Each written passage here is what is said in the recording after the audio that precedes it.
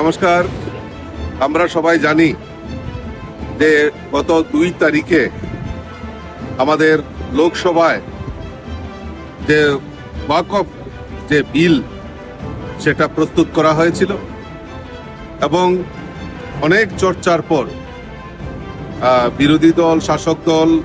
অন্যান্য সব দলের চর্চার পর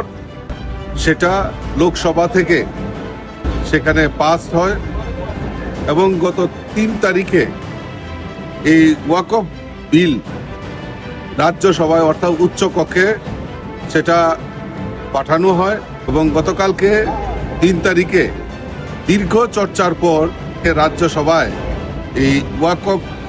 বিল সেখানে পাস হয়। আমি ধন্যবাদ জানাই আমাদের দেশের যশস্বী প্রধানমন্ত্রী নরেন্দ্র মোদীজি, যে মোদীজির যে সংকল্প, যে বিকশিত ভারত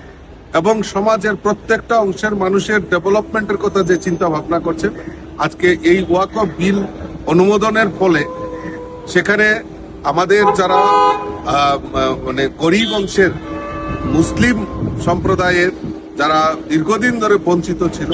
এখানে মহিলা বলুন এবং সেখানে মুসলিম সম্প্রদায়ের অনেক যারা গরিব অংশের মানুষ, তাতে তারা উপকৃত হবেন এবং যারা বঞ্চিত হয়েছেন তাদের প্রতি ন্যায় বিচার পাওয়ার যে রাস্তা সেটা হয়েছে। তার জন্য আমি দেশের যশস্বী প্রধানমন্ত্রী নরেন্দ্র মোদীজি, আমাদের রাষ্ট্রীয় সভাপতি আদরণীয় জেপি নাড্ডাজি এবং আমাদের গৃহমন্ত্রী শ্রী অমিত ভাই শাহজিকে অনেক অনেক ধন্যবাদ এবং অনেক অনেক শুভেচ্ছা জানাচ্ছি।